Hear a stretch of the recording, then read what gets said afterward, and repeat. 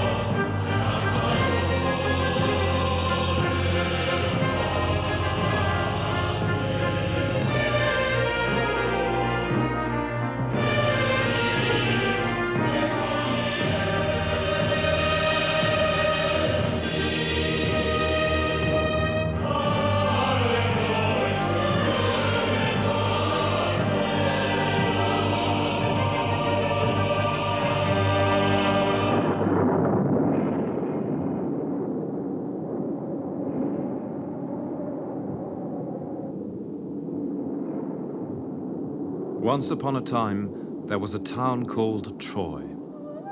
So said the Greek poet Homer, who lived around 700 BC.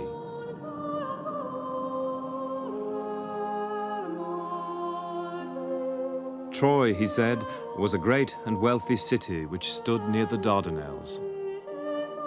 On a visit to Greece, the prince of Troy, Paris, eloped with the wife of the king of Sparta, Helen.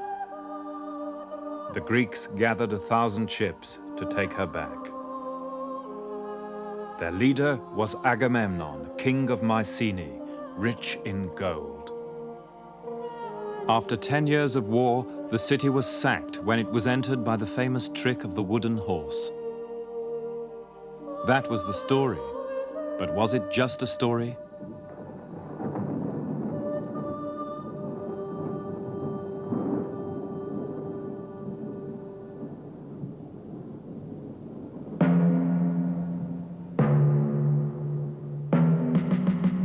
At Mycenae in 1876, Heinrich Schliemann set out to prove it.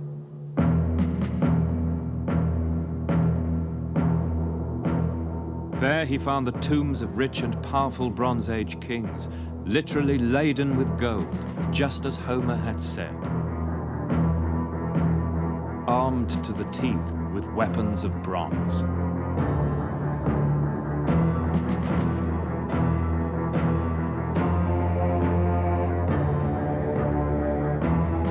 At Tiryns, near Mycenae, behind the mighty walls of which Homer had sung, Schliemann uncovered remains of a Bronze Age palace resembling those described by the poet.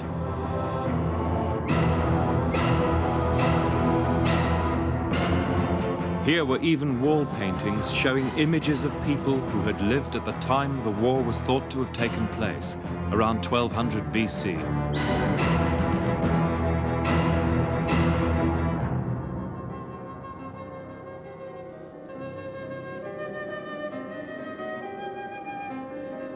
But 300 miles across the Aegean Sea, mystery still surrounded Troy itself.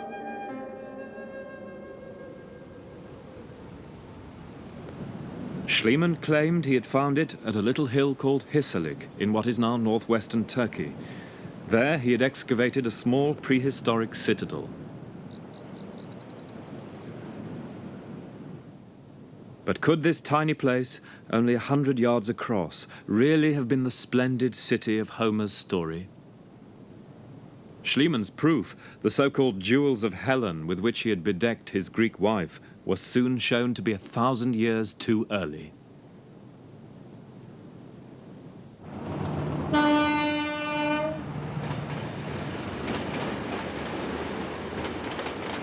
The The search, however, continued, and back home in Manchester, my search now turned to Schliemann's loyal assistant, the architect Wilhelm Dörpfeld, the man who was determined to take up Schliemann's torch and prove the doubters wrong. I've called archaeology the most romantic of sciences because it attempts to bring back lost time, and that's especially evident in this most romantic of stories. And it's true, above all, of the second great figure in our search, Dörpfeld. Because if anything, he was a greater romantic than Heinrich Schliemann himself. He spent much of his later life, and he lived to be nearly 90, living on the Greek island of Levkas, attempting to prove that it was the true Ithaca of Homer's Odyssey, the home of King Odysseus. And in fact, he's buried there. So like Schliemann, he remained a lover of Greece to the end. He, as he put it himself, was inspired by the master, Schliemann, and it was he who would endeavour to bring Schliemann's unfulfilled dreams to reality, to prove the truth of Homer's vision of Troy. What the two of them shared was the same driving imagination, and the difference, perhaps, as Dörpfeld himself admitted, was sheer luck. For Schliemann, even in his childhood dreams, could hardly have dared imagine what Dörpfeld would now find.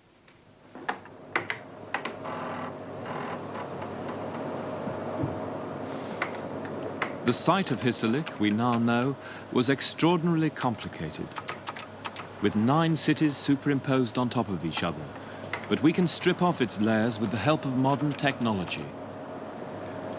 Before we go to Hisarlik, at Dörpfeld's side, let's not forget what he didn't know about the site and what he knew or could plausibly deduce. Schliemann had established the basic stratification, the levels of the site. Dörpfeld knew that there was a Roman city on the top. There it is with the yellow lines. He knew that there was a Greek city underneath it, Ilion, visited by Alexander the Great.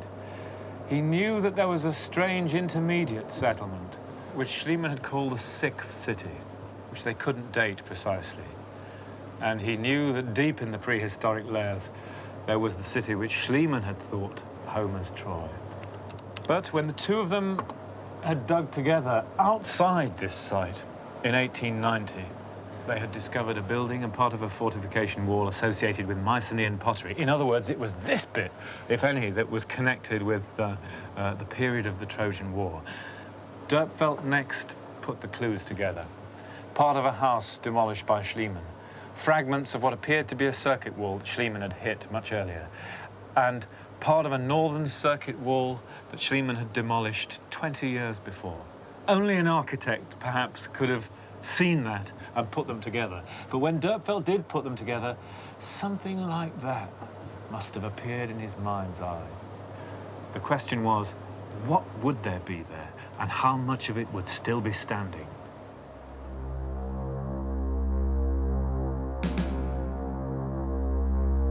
In 1893, paid for by Sophie Schliemann and the German Kaiser, Dörpfeld went back to Hisarlik to find out.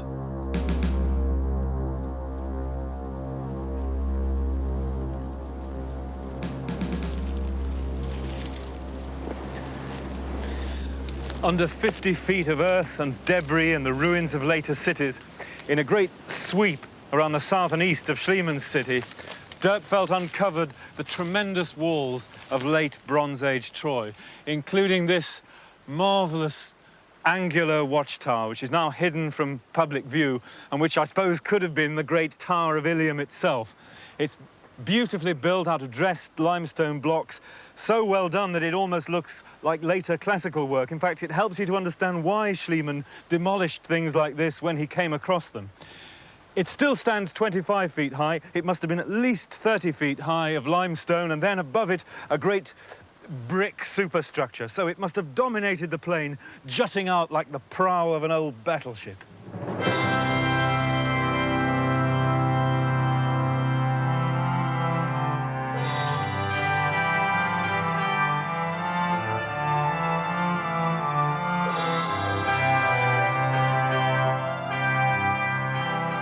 Out of the soil came beautiful walls, which are shown as they were first seen in Dörpfeld's photographs. Immediately, they seem to recall the city in Homer's Iliad. Homer calls the city well built, and here indeed were walls which made those of Mycenae look crude, even barbaric.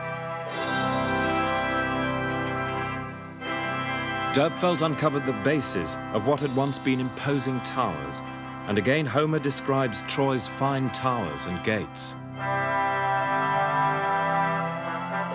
One of them, the Scaean Gate, flanked by the great tower of Ilios. Dörpfeld found that the defences at Hissarlik had a curious slope, and in the Iliad, Homer says that 3 times the Greek hero Patroclus tried with his bare hands to clamber up the angle of Troy's wall.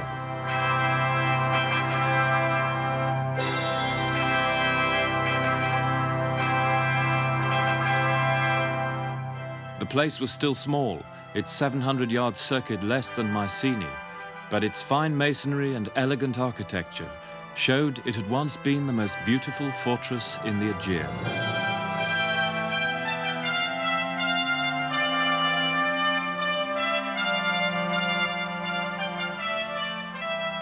Dörpfeld was elated.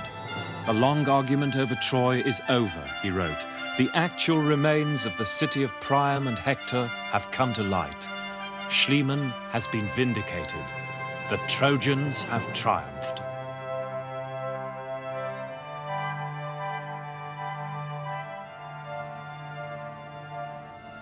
Dörpfeld hadn't proved that it was called Troy, but he had proved that there was a late Bronze Age citadel here with Mycenaean contacts, in the right place by the mouth of the Dardanelles, with uncanny resemblance to what the bardic tradition enshrined in Homer said. But what was his evidence that it had been destroyed by war? He says, signs of a great fire were evident in many places. The upper parts of the walls and towers had been toppled. The inner buildings had been leveled. Evidently, he said, the city had been destroyed by the hand of an enemy. Durch Feindeshand zerstört. The extent of Dörpfeld's dig on Hissarlik makes him the most important of its excavators. But his great book, Troy and Ilion, was never translated out of German. Indeed, even before it went to press in 1900, the finds which it announced up here by the Dardanelles were to be totally eclipsed by sensational discoveries at the other end of the Aegean Sea in Crete, where a revolution in archaeology was about to take place, single-handedly achieved by an Englishman of genius, Arthur Evans. It was Evans who would destroy Schliemann and Dörpfeld's romantic vision of a Homeric Bronze Age.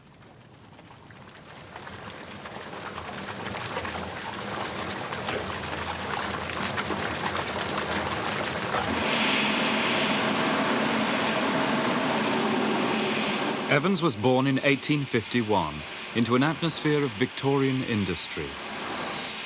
A family firm which later provided him with the fortune he spent on archaeology.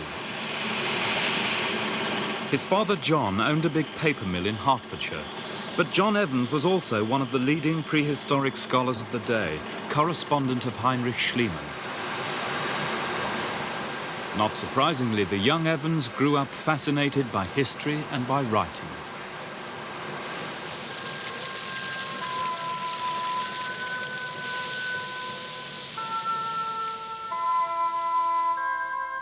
Unlike the self-taught Schliemann, Evans had a classical education, public school and Oxford. And he returned to Oxford to devote himself to his passion, archaeology.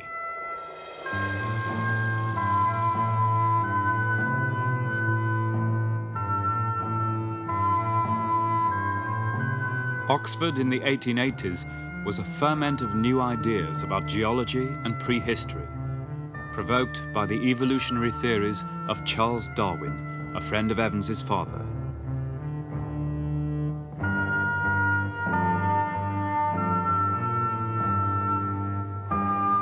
The discovery of new cultures, a byproduct of their imperialism, had seized the late Victorian imagination and helped shape their belief in the evolutionary development from the so-called primitive societies to the higher civilizations. Such ideas formed Evans's view of historical progress long before he went to Greece to try to solve the enigma which had eluded Schliemann. Why had Mycenaean civilization left no trace of writing? The climactic year for Arthur Evans was 1893, the year in which the whole course of his life was determined. It was also a tragic year for him, for his wife died. He was a still youthful 41. But that February, in Athens, Evans was rummaging around in the trays of the antique dealers in the flea market when he came across a number of these, 3- or 4-sided, incised and drilled seal stones. He was told they came from Crete, and with his eye for microscopic detail, he thought he was able to distinguish signs of a hieroglyphic system of writing on them. Now, such systems were known in the cultures of the ancient Near East, like Egypt, but the idea that there might have been writing like this in prehistoric Europe would have seemed far-fetched to most scholars at that time. But the idea had been floated by Heinrich Schliemann, among others, and he and a number of people thought that in Crete they might find the first example of the adoption of writing in the West. And so it was to Crete that Evans turned to find his answers. And there, one can only say, destiny awaited him.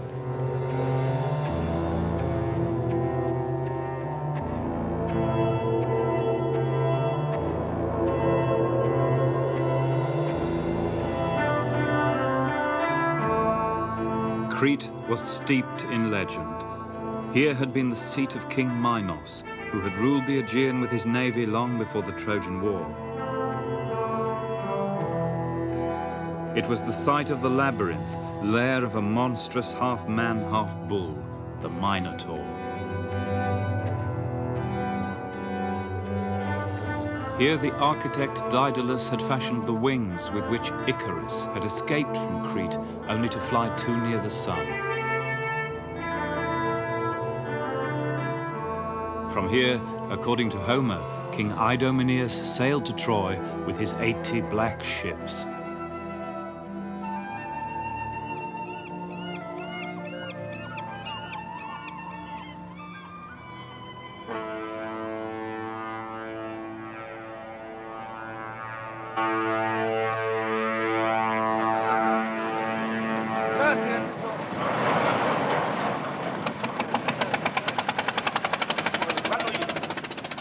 Evans first arrived in Crete in March 1894, feeling considerably the worse for a bad 24-hour voyage from Piraeus, he wrote in his diary.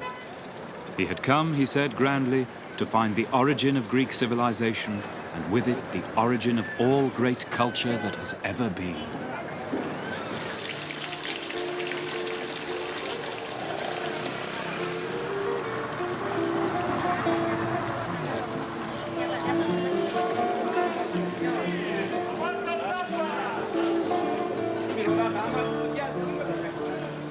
Crete is a continent in miniature, poised like a stepping stone between Europe, the Near East, and Africa. Its people are descended from prehistoric folk, Greeks, Romans, Arabs, and Turks, and all have left their mark on the landscape and on the faces of the island.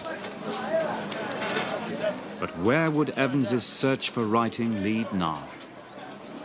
Throwing off his seasickness, on his very first day, he wandered around the market in Heraklion.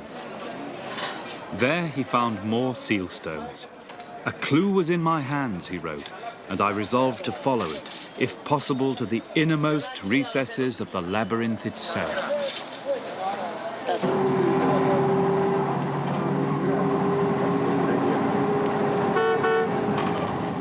For the seal stones had indeed come from the site of the legendary labyrinth, a then insignificant hill now known to the world as Knossos.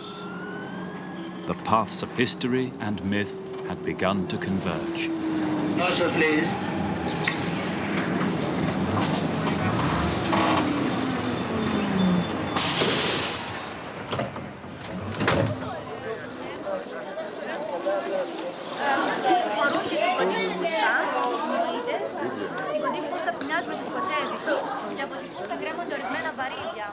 The hill Evans saw was very different from the one we see today.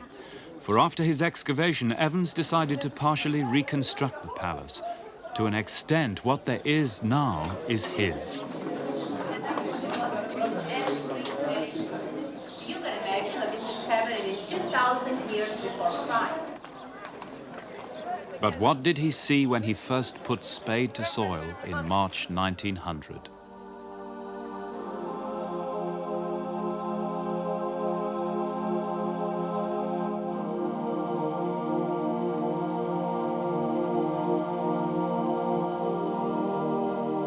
His finds were nothing less than a revelation.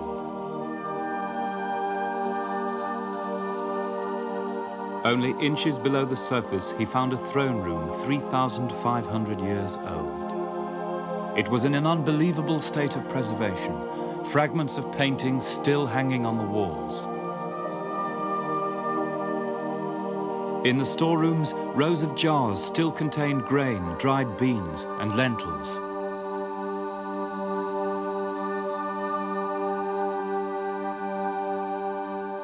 That spring, it was obvious to Evans what the palace was. It was, of course, Mycenaean.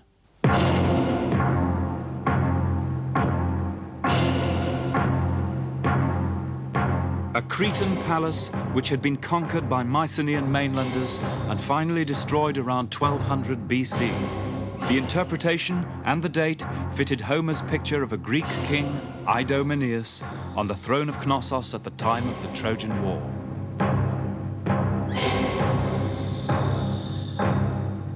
The palace closely resembled those in mainland Greece, paintings like those at Tiryns.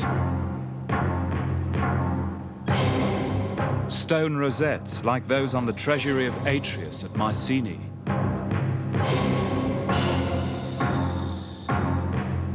Above all, stirrup jars, as Evans wrote, the most common form of Mycenaean pottery. But who were these so-called Mycenaeans?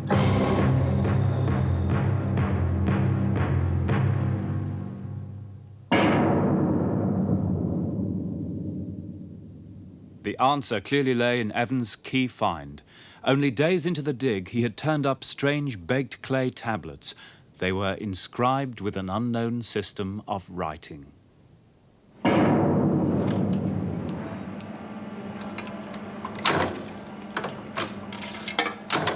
Confident that he would soon decipher their script, Evans persuaded the Oxford University Press to cast a type fount for his new language.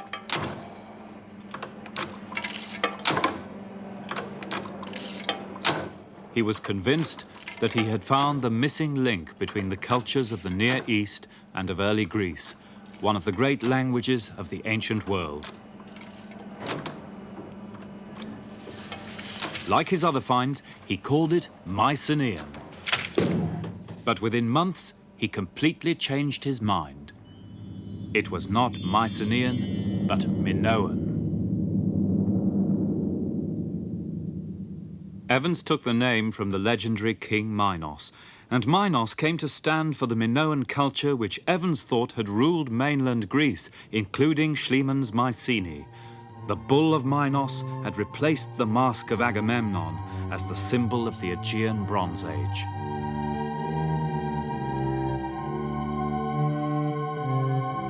The palace of Minos, Evans thought, had been the center of an empire which had dominated the Aegean with its navy, just as the legend had it.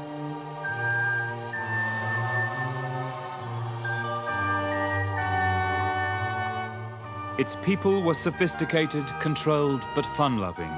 Devotees of outdoor sports like the strange bull leaping depicted on the frescoes.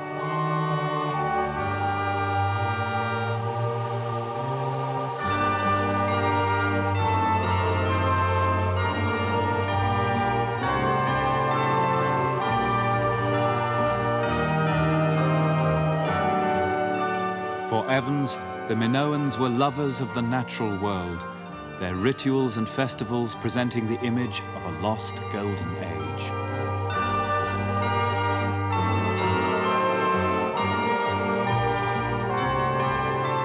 Presided over by their bull-masked king, who issued Europe's first law code from the throne of the Palace of Minos.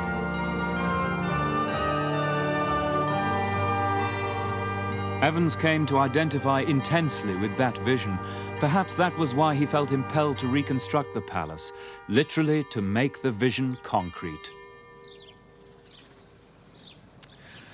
I'm sure most people who come to Knossos must at some point wonder about these reconstructions of Sir Arthur Evans and about the psychology behind them. Did he do it for the general public, or did he do it to gratify some inner need to make it all more tangible? When you compare him with Heinrich Schliemann, Schliemann's driving obsession, his inner demon, is so near to the surface, so naive. With Evans, it seems different. But I think Evans was just as much a man of his time. And it was a troubled time, the 1890s and the early years of the 20th century. A lot of creative people were dismayed by what they saw as a rising tide of industrialism and imperialism. And it wasn't just artists like Paul Gauguin rushing off to Tahiti to find the lost innocence of the world. It was intellectuals too, like H.G. Wells. And I think that Arthur Evans found his lost innocence here. His sister said that he was a romantic who needed to escape from the present, and that he found this new civilization which was so wonderfully to his taste, and here at Knossos he was able to create a world in which his mind and his eye could dwell, a world in which he could escape the painfulness of the present, where he found no peace.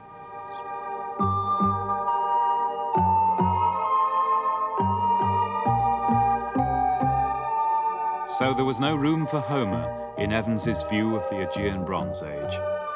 It was the benevolent imperialists from Knossos who were the history makers, the new Victorians.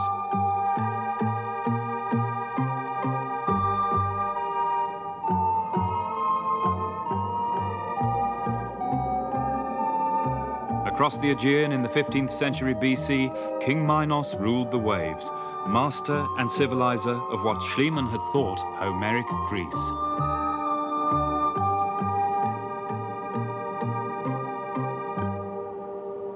The valleys of Mycenae were farmed by Cretan colonists, nabobs in a Minoan Raj. The great building achievements of the mainland, like the treasury of Atreus at Mycenae, were the work of Cretans, perhaps even of the architect of Knossos, great Daedalus himself.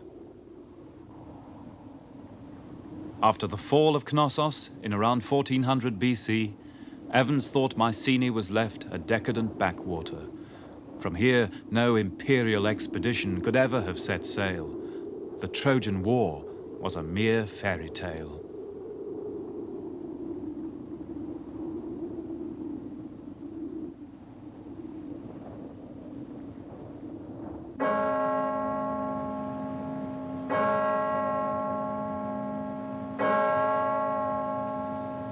In the academic world, Evans's ideas became the establishment view. He himself appeared a stern figure who brooked no argument.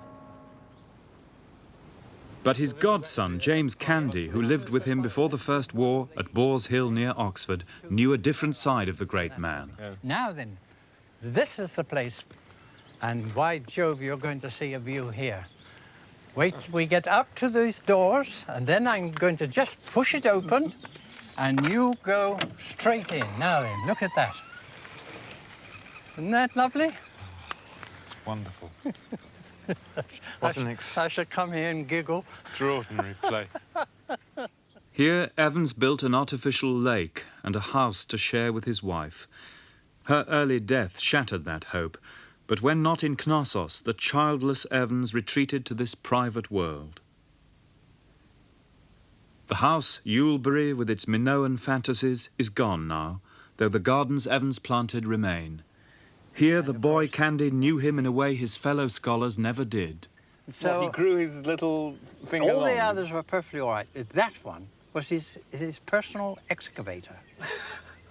Because, you see, he'd look at things, as he was my cockpit, he'd look at things and he'd bear coins or pottery. He would... Marvellous. Marvellous. What sort of man was he? I'm almost wondering whether he was a bit of a romantic, although when you read his academic work, he comes over as very severe. There are two sides to him, you see. In fact, his contemporaries, when they came down and to stay here, saw Sir Arthur. He said, "This is not Sir Arthur I know at Knossos or at the Athenaeum or at the British Museum or the Ashmolean." Because he frightened them, didn't They he? frightened them He to had a death. reputation of being a real tyrant. Oh, yes. Very autocratic. So are you saying that he really shared his real thoughts with you? Yes, he was happy when he was with children. He loved playing charades and dressing up because he had all beautiful collection of Balkan shawls and covers and so on, all hand done on his sofas and that sort of thing. And all the boys had yellow little ribbons put on, and the girls had blue. And you had to match up with them, you see. And then you danced them, but he would lead the little girl onto the floor of the hall.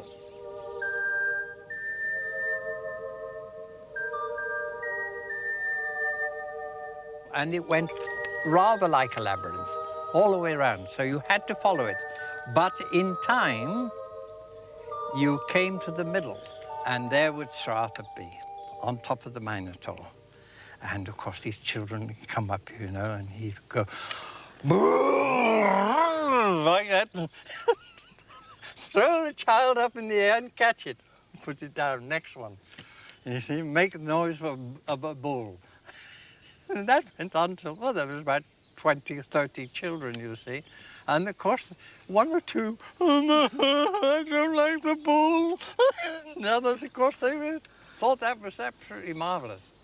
Did he talk to you about his wonderful Cretan discoveries? Did he try to help you imagine what he'd found and what the Minoans were yes. like? And did he see them as real people? Oh, yes. How did he paint it to you? He is real people, and in a simplified form. He didn't say this was a certain 2000 BC and all that, all the technical side. He brought them alive to you. I mean, his description of lying in the Villa Ariadne when the big earthquake, when everybody was screaming and shouting and rushing around, he lay there and he was most intrigued because under the bed, the great rumblings, because he said in the letter to me, he said it was the bull bellowing. Wonderful. Yeah. That's what fascinated me, and it still fascinates me to this day, that he was two people.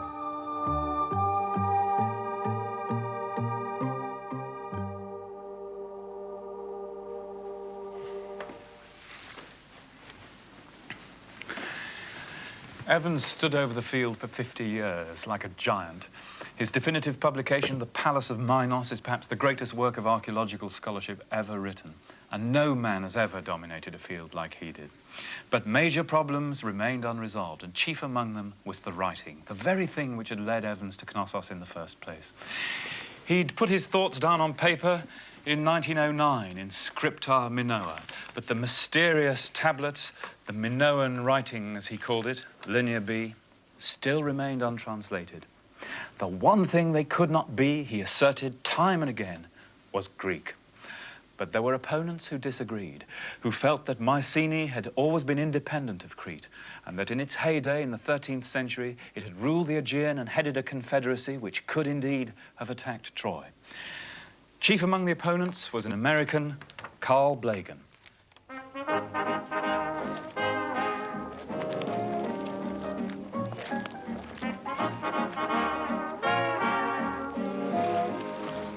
And with the young and confident Americans, Aegean archaeology enters the age of film. After the authoritarian Germans and the old-school Britons, the New World would now bring a fresh and more scientific eye to the Old World's greatest story. And coming out of the Depression, it must have seemed a swell party.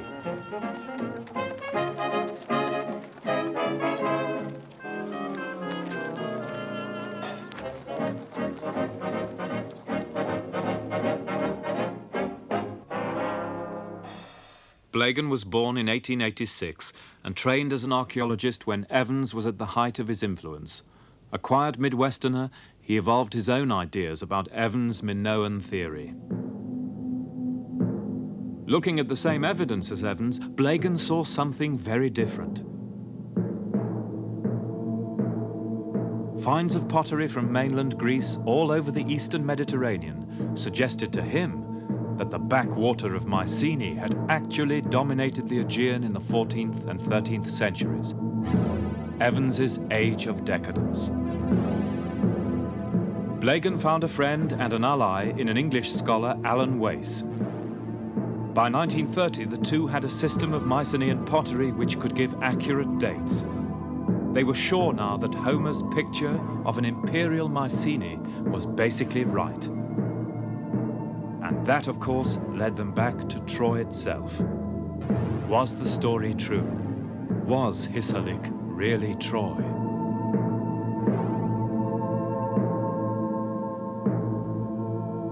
Athens, 9th of July 1931. Dear Gov, Blegen wrote to Wace, Troy is a splendid sight, and one could still do a good bit of digging there. I wish we could get up an expedition to dig there. I could easily raise the money if there were any prospect of wangling the permit, but I don't think there's any chance of that.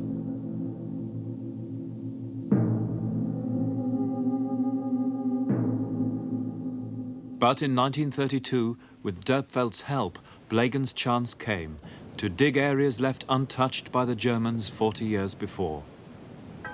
The searchers were again on Homer's trail.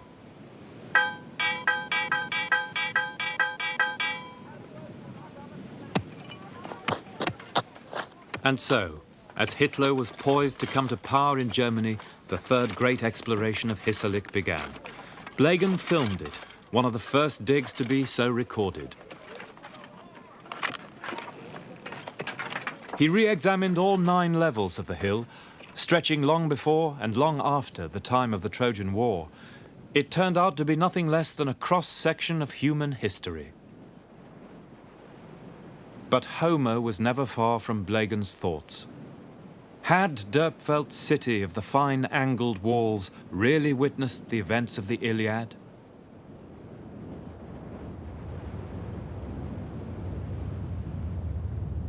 Now there came yet another twist to this already extraordinary story.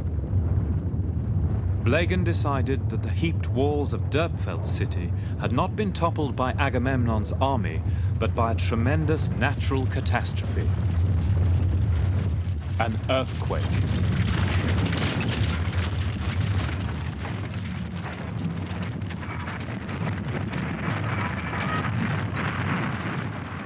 To understand where that left Homer's tale, we need to look at what he found in the layer above the earthquake, the city built on the debris of Dörpfeldt's Troy. Blegen excavated in 4 main areas. Here, around the east gate, on the north, where he uncovered part of the circuit wall demolished by Schliemann. On the west, he found the footings of an immense bastion, which went down 23 feet below ground level, forming a counterpoint to the bastion uncovered by Dörpfeldt on the other side of the city. And here, by the south gate, Blegen found the foundations of a beautiful colonnaded house, which he called the Pillar House, 30 yards long, with the remains of the main street going up past it. This great city, however, Blegen decided had been destroyed by an earthquake. End of the line for Homer's story?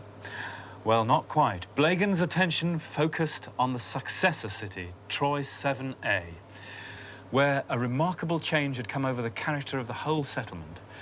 These grand houses, with the wide spaces between them, seemed to have been superseded by a network of tenements, immediately obvious to the eye. What had happened?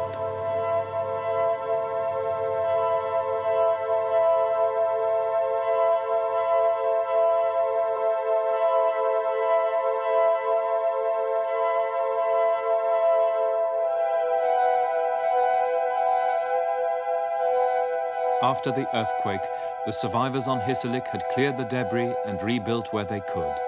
But all over the hill, Blegen detected signs that all was not well.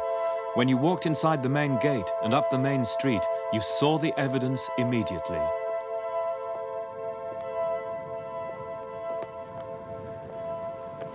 In here, the Americans found 3 not particularly well-built rooms, of which this, the largest, was some sort of bakery. They found grinders for pounding the grain into flour. They found fireplaces, sort of improvised ovens for baking the bread. And in that corner, a series of bins made out of wood and brick for the storage of a large number of loaves, such as you can see in any bakery in the Mediterranean today.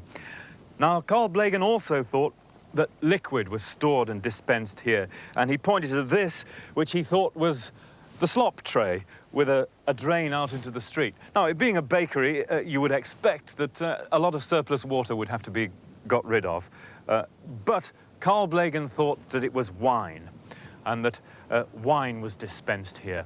And the interpretation he gave to the whole suite of buildings was that the bread and the wine and other stores were sold in that little kiosk straight onto the street, sold to thirsty and harassed heroes as they staggered back, shell-shocked as it were, after a hard day's fighting in the Trojan plain.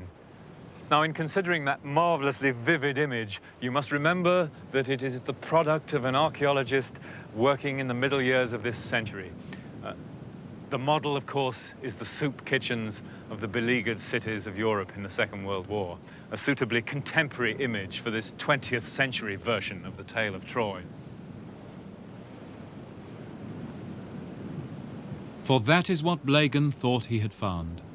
A Troy which had suffered two catastrophes, the first by an earthquake, the second soon after by the hand of man.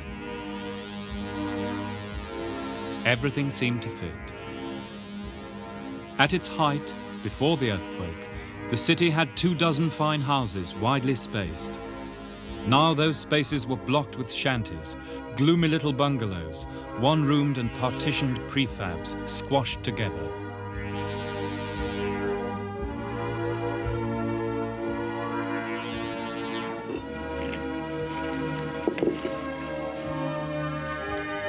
The underfloors of the houses were honeycombed with sunken storage jars, covered with flagstones to keep grain, beans, smoked meat.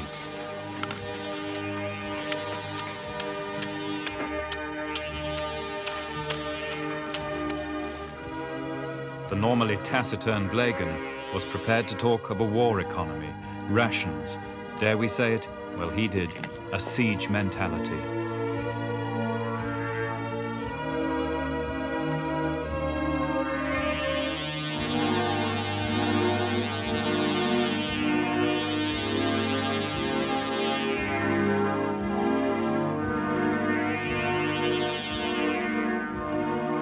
It was as if those last carefree summers before the Second War, the sharpness of the light, the gaiety, the gentle horseplay, had found an unconscious response in the tale, in the last calm before Troy was attacked. A dream of calm, the poet Aeschylus said, which came to Troy with the delicate adornment of riches, desire that stings the heart.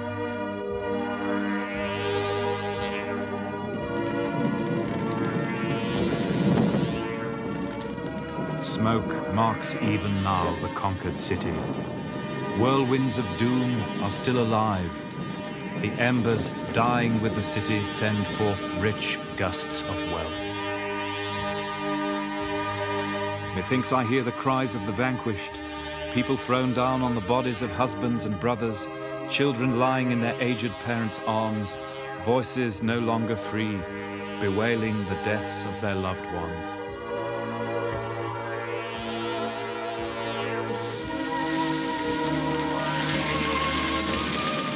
We executed payment for their presumptuous robbery. They raped our queen, we raped their city, and we were right.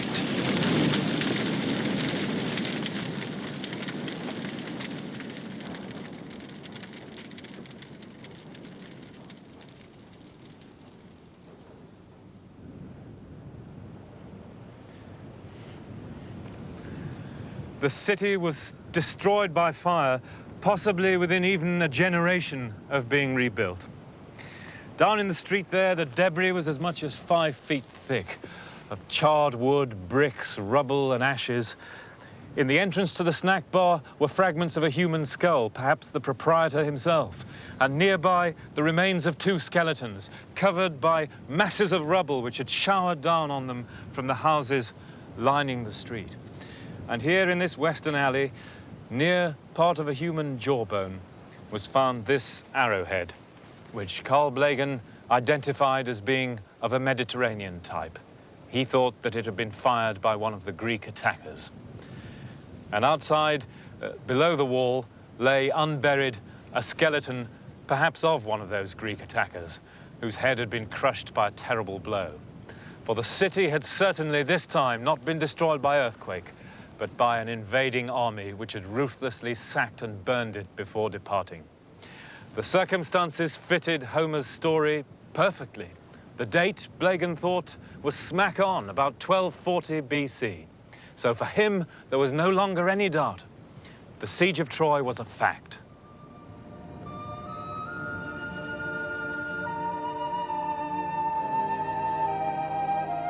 Imagination is a very important quality for an archaeologist to possess. But did one arrowhead make a war? Did sunken storage jars and a soup kitchen prove a siege? Could this huddle of shanties really have been Homer's city?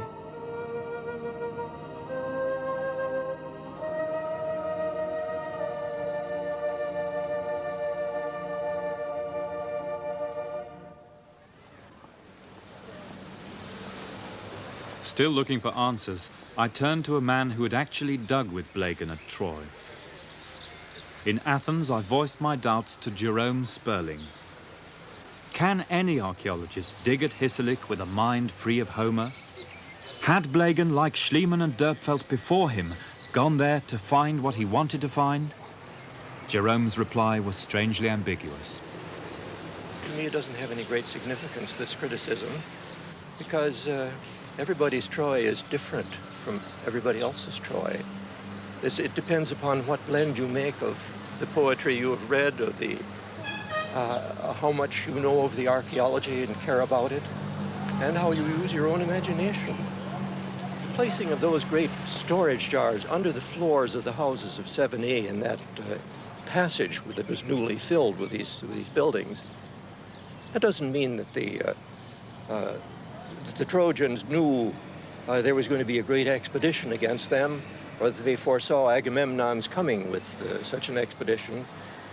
But it means, in very simple terms, that they didn't want to have their country places raided so that they would lose their annual crops. I would take it to be as simple as that. But didn't you ever stand on that dig and look at the skeleton you found in the ditch and the snack bar behind the gate and the destruction level? And didn't you ever think it was a Greek expedition that did this, just as Homer said? I wouldn't say yes or no. I don't see the need for identifying Agamemnon, see, as being the person there at the end of Troy 7A. I mean, I'm thrilled I'm overpowered by Homeric poetry, and I think everyone is who reads it carefully. It's an overpowering experience. But that doesn't make it, doesn't have to make it historic, because you see, poetic truth comes in the people that he talks about, and their hopes and despair and problems and conflict. That's where the truth of it is. But in archaeology, truth depends on interpretation.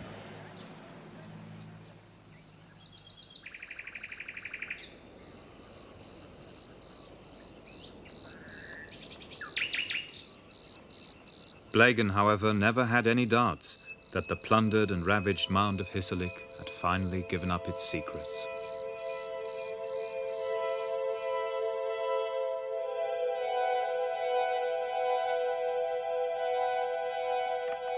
And if the events of the Iliad were true, then it only confirmed the idea that Mycenae was at its height in the 13th century BC, contrary to Evans's whole view of the late Bronze Age. The solution to the impasse Blegen knew must lie in the Linear B tablets.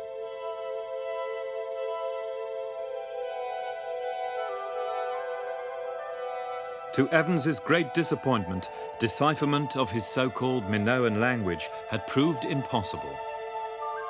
All over the world, scholars were fascinated by the problem, but Evans had published too small a sample to give them a real chance of solving it. Blegen decided to look for a mainland archive, an unexcavated palace. He headed for the western Peloponnese, for sandy Pylos. Somewhere on that lovely coast, Homer says, was the palace of Agamemnon's ally, King Nestor. Locals led Blegen to a hill called Arno Englianos, high above the sea. There, on the very first morning, he found his archive.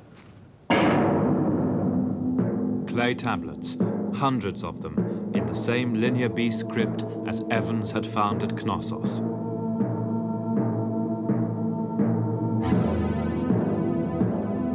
The palace Blegen uncovered had been untouched since 1200 BC. Again, we have his record on film.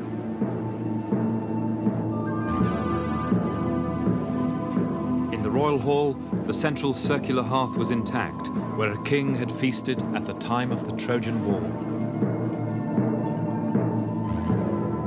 The storerooms were packed with the shattered wealth of the heroic age.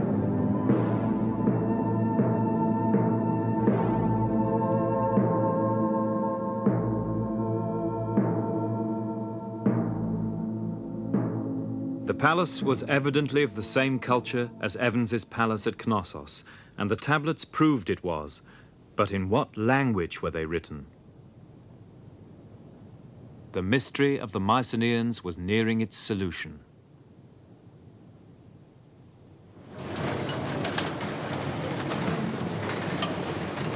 It was now possible, at last, to publish a mass of Linear B texts. This paved the way for the decipherment. In the summer of 1952, an almost nonchalant radio broadcast announced what would soon be billed as the Everest of archaeology. It was made by a gifted English amateur, the 33-year-old architect Michael Ventris.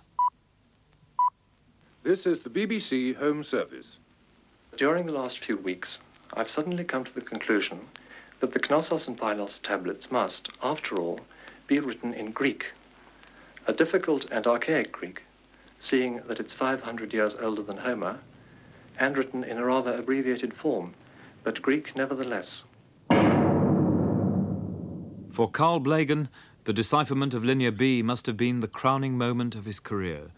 For Arthur Evans, it would have been a traumatic revelation, but the old man had died in 1941, 90 years old, and never learned the truth about his palace of Minos. James Candy remembers those last days. I was married and up to my eyes in work, but the times I'd come up here on my own and I'd look into the big drawing room. There he was, sitting in his chair with a rug over him and the black cat sitting there beside him. On his own? On his own, Yeah. entirely on his own. Do you think that Knossos not broke him, but it must have been a fantastic expenditure, both in money and energy, over such a long time? Do you think in the end that it exhausted him? It did, and financially. Really? Oh, yes. Really? Yes. So are you saying by the end he couldn't really afford to keep up this wonderful... As he said to me that one evening, he said, I ought not to be living here, Jimmy. I said, why not, Sir Arthur? He said, you know, I've spent all my money on Knossos. And so he had.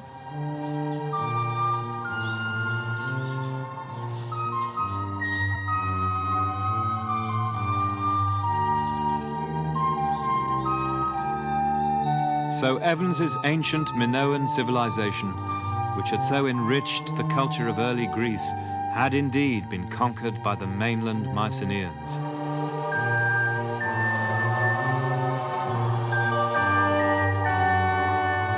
Knossos had been ruled by the bronze-clad Greeks. Homer had been vindicated.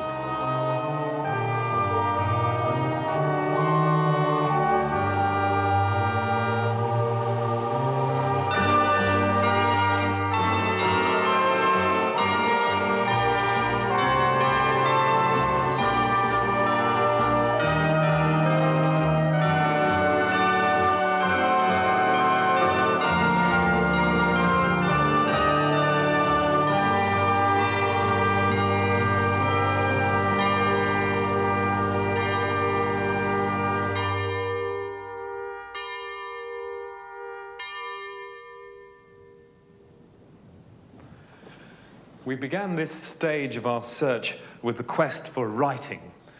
Heinrich Schliemann and Arthur Evans both found it impossible to believe that the heroic world that they had uncovered was illiterate. Arthur Evans found the writing, but died before it was revealed that it was Greek, and that a Greek king had sat here on the throne of Minos at Knossos.